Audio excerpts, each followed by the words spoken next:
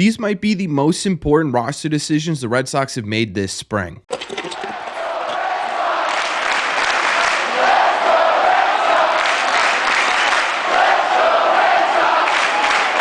What is going on, everybody? Welcome back to Red Seat Radio. My name is Corbin, and can you believe we're only a week away from Red Sox legit regular season baseball? Well, actually, it's even less than a week, right? The Red Sox play a game this Thursday that counts towards the regular season. Pretty wild to say, but the Red Sox still have a lot of work to do. They got to figure out what this final opening day roster is going to look like, and this weekend, they really chipped away at that, making a whole lot of pretty important decisions as to what the 2024 Red Sox are going to look like. So what we are going to do in today's video is we're going to break these down. We're going to talk about each individual roster move that was made this weekend, why it's important, what it means for the team, and ultimately talk about why these moves are so important to the 2024 Red Sox. But before we get into that, we are on the road to 10,000 subscribers. We're just about 20 subs away at this point. So if you're new here and want to help us get there, make sure you've hit that subscribe button. If you haven't already, we talk Red Sox content almost every single day. Also, make sure you guys hit the like button on this video as well. Helps these videos out a ton, and it would mean a lot to me. Thank you all very much for clicking on this one. Let's get into it. Okay, so let's hop right into it here and start talking about what I think is the most important roster decision the Red Sox made over this weekend, and that was putting Ceddanne Rafaela on the opening day roster. Alex Cora spoke with media, I believe it was actually in between games yesterday, where he announced that he had told Ceddanne Rafaela he will be on the team come opening day, and honestly, thank God. I was fully convinced that they would keep him down in AAA until May to manipulate that service time. I'm really glad they didn't and went with the best team possible, which I think at this point had to include Ceddanne Rafaela, because what he did this spring was show you exactly what you needed him to show you. It was a different approach at the plate, more aggressive in the zone, less aggressive outside of the zone, and leading to a whole lot of production. He's wrapping up camp today, so these numbers may be a little bit different by the time he officially ends spring training, but at this point, he's got a 278 average, a 339 on base percentage,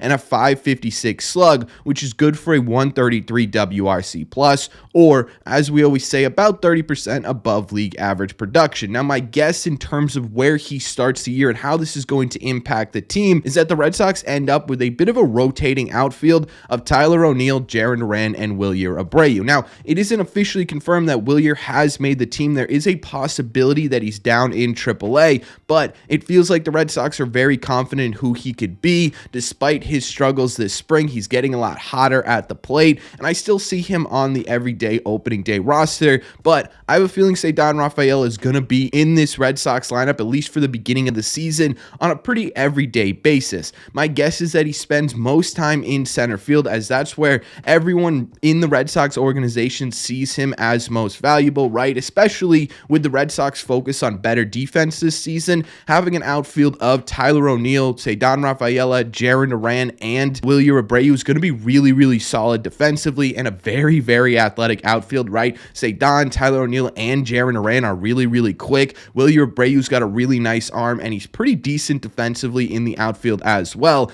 and that's going to be a huge upgrade from what we saw last year. My guess is this also means that Masataka Yoshida is going to be almost exclusively a DH, with very rarely getting onto the field, which I'm perfectly okay with. He was okay last year. Metrically, he was really bad, but he always would do the plays that you needed him to make. It makes a lot of sense for him to be DH. I also think we could see a lot of Ceddanne Rafaela at second base as well. Again, if they're going to have him at the major league level, they're going to want him to get everyday at-bats, and the best way to do that is have him sort of move in between center field and second base, probably in a platoon with Manuel Valdez. So yeah, I think this is going to have a pretty big impact on the way the Red Sox structure their lineup going into 2024. It also adds some more right-handed pop to this Red Sox lineup that I think a lot of people were hoping they would add. It looks like they're going with the youth movement here and going with Ceddanne Rafaela. Overall, again, I think this is sort of the best news of the weekend. Having a guy who worked his tail off during spring training and be rewarded for that, and the Red Sox not trying to manipulate that service time, to me, is all really positive. The second biggest piece of news we got, this one was technically Friday, but we'll count it towards the weekend anyway, and that is that the Red Sox have officially announced what their opening day rotation is going to look like. We knew that Bayo was number 1, Pivetta was number 2, and Cutter was number 3. Outside of that, it was a little bit of a mystery. Well, that was shored up this weekend when Tanner Houck was officially announced to be in the rotation, as well as Garrett Whitlock. Now, in terms of Tanner Houck, I think we all knew that Tanner Houck was going to be in this rotation without actually having it confirmed. Now it's officially confirmed, and he's had a really solid spring so far with a 2.40 ERA, but a much higher 4.14 FIP in 15 innings. What does look really good for Tanner Houck is he was able to limit his walks quite a bit this spring. 1.80 walks per 9 is much lower than his career walks per 9. Obviously, it's spring training. We're going to have to see what it looks like in a regular season, but that was a really good sign from Tanner Houck. Obviously, the big question mark here is, can he finally take that step forward and get past that third time through a lineup? Because that's where he really faltered last year. We saw bits and pieces of that in his last start of the 2023 season.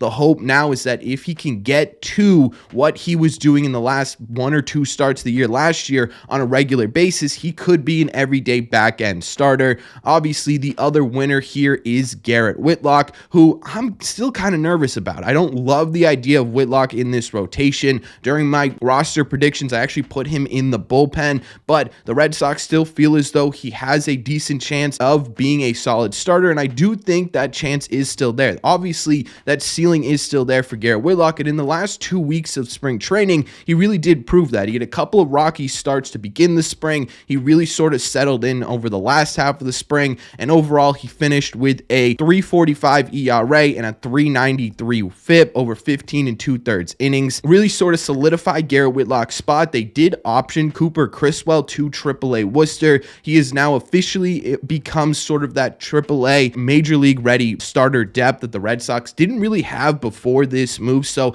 I guess it kind of makes sense to keep Cooper Criswell in AAA, but I really thought this was more of a battle than people were letting on. Cooper Criswell was really putting up a fight here to make the Major League roster, and I think at some point we are going to see him at the Major League level. Honestly, if you had told me that this was going to be the Red Sox rotation going into 2024 back in November, I may have genuinely passed out, but it is what it is at this point. Obviously, I don't think there are going to be any changes to it as we get into the regular season, so it's up to them to either prove every single person right or prove everyone wrong, and I really hope they're able to prove a whole lot of people wrong.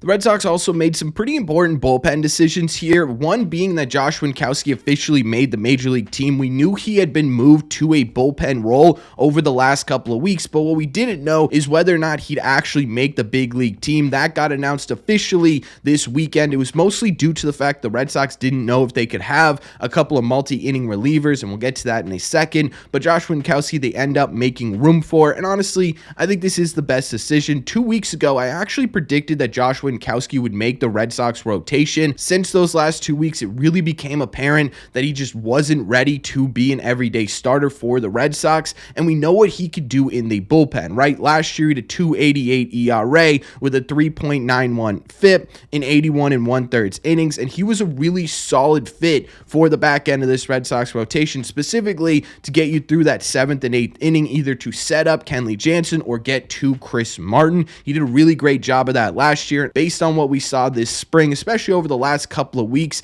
in that starter role, this makes a whole lot of sense, and this is where he's best fit. I would have been really surprised if the Red Sox kept him in AAA as starter depth. It feels like he's much more impactful out of that bullpen, so right decision here. The other thing the Red Sox did this weekend was actually make a major league signing, and that was to bring in 36-year-old Chase Anderson on a major league deal. Chase is a pitcher with a career 3.35 ERA, a bit higher, but nothing crazy. 4.76 FIP, a 1.298 WHIP, a 7.6 K per 9, and a 3.1 walks per 9, which has led to a 98 career ERA plus, about 2% below league average production, but right in that league average production mark. He did have a solid spring with the Pirates before he opted out of his deal and signed a deal with the Red Sox with a 2.45 ERA in 11 innings, mostly out of the bullpen, which is a little bit different than what he's been doing throughout his career. He's been sort of back and forth, but mainly used as a starter. The role the Red Sox are planning to use him in is as a multi-inning reliever that could spot start if needed, almost in that sort of Nick Pivetta type role that we saw Nick Pivetta have in 2023 after he got moved to the bullpen, right? He became that multi-inning reliever, basically starting without actually starting, right? You'd have the opener and then you'd have Nick for like 4 or 5 innings and then eventually work his way back into the rotation. Sort of a similar path here for Chase Anderson. I don't love this move. I don't really hate it either. It does give the Red Sox more innings with major league experience, which I guess is a positive, and we'll see how this plays out. But I would have still really rather preferred that the Red Sox went after a guy like Michael Lorenzen to hold this sort of role, versatile bullpen arm that could do both if need be. However, I do think the Rangers are giving Lorenzen more of an opportunity to start, and that's why he ended up going there. And I don't even know if the Red Sox were really involved in those sweepstakes. So either way, the Red Sox add from outside, and this is going to make the bullpen really interesting because now you've got Josh Winkowski and Chase Anderson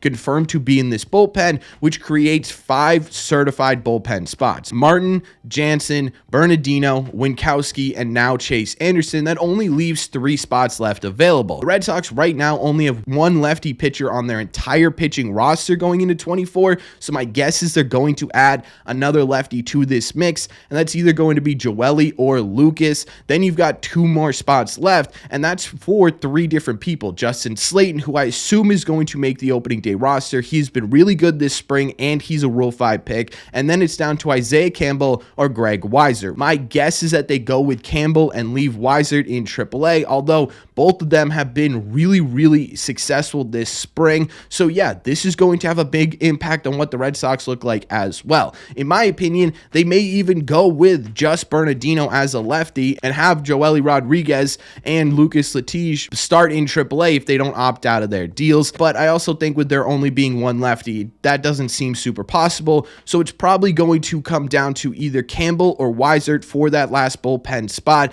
And that's going to be a really, really interesting battle. Overall, like I said in the beginning, I really think this is the most impactful roster decisions that we have seen from the Red Sox this spring. A lot of them are going to have a big impact on what the 2024 Red Sox look like, whether that be the youth injection of, say, Don Rafaela, the decision to go with Garrett Whitlock in the rotation, or what Josh Winkowski and Chase Anderson mean for the bullpen battle. Now, there are still a couple of battles left. We just talked about the bullpen one, and the Red Sox today are going to have to really decide between CJ Cron and Bobby Dahlbeck for that last bench spot because CJ Cron did exercise his opt-out. So if they don't put him on the 26-man roster today, he is a free agent. We'll probably figure that out by the time you're watching this video. So if I do have an update for you, it will be in the comment section down below. But until we get there, let me know what you think. Do you like these moves? Do you not like these moves? Because personally, I think they are all positive moves in terms of what the Red Sox had in their camp in terms of talent. I agree with the St. Don's opening day roster.